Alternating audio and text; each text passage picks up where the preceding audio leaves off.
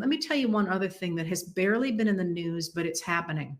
And you can Google all that. Anything I say, you can Google. The Trump administration has said it will not participate in this year's G20. That's the group of 20 nations. And the G20 is a group of, let's say, nations and nations that are grouped with like the European Union and the African Union. But it's a group of all of these countries, or these consortia, if you will. I'm sure there's a real word for it, but I just a second got off a train and I'm a little fuzzy. That together make up about 85% of the world's economic production. So this is a group of really important people and really important countries in terms of managing the world, because that's what they do. It's an intergovernmental forum, and they come and they talk about these issues and they try and figure them out. And so it's a big deal to go to the G20 and to be part of the G20. And of course, the Biden administration insisted that the African Union be admitted to the G20 so that that Africa was no longer sort of being ignored in all this stuff. And there's this real attempt to have these intergovernmental bodies around the world.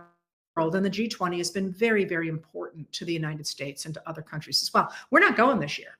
It's being held in South Africa, and we're not only not going to it, we are no longer even participating in the meetings beforehand. Because every time you see any governmental thing where they have a big event like the G20, it's not like they just show up that day and say, oh, hey, George, let's start working. I mean, that stuff goes on for at least a year ahead of time. And there's lots of meetings, there's lots of discussions, lots of negotiations.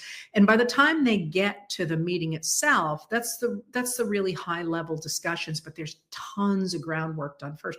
We're not participating in that. Instead of us participating in those democratically based organizations that are providing a set of rules for the world to operate on, Trump instead is making a beeline for autocratic governments of wealth.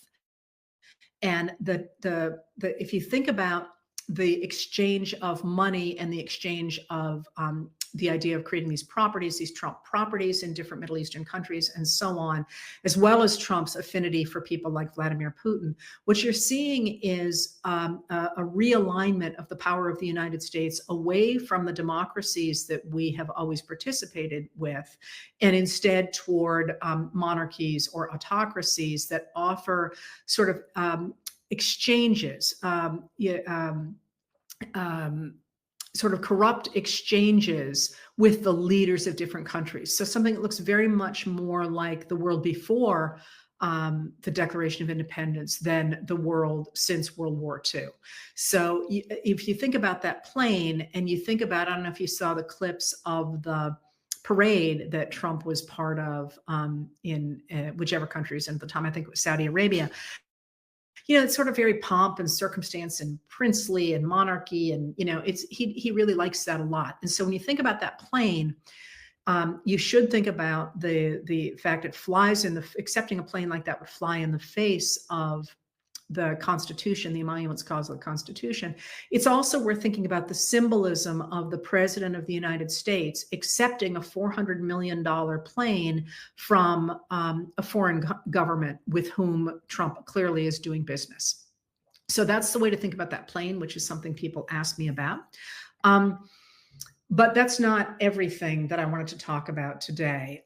The thing that you did not ask me about, but that is far more important than the plane, is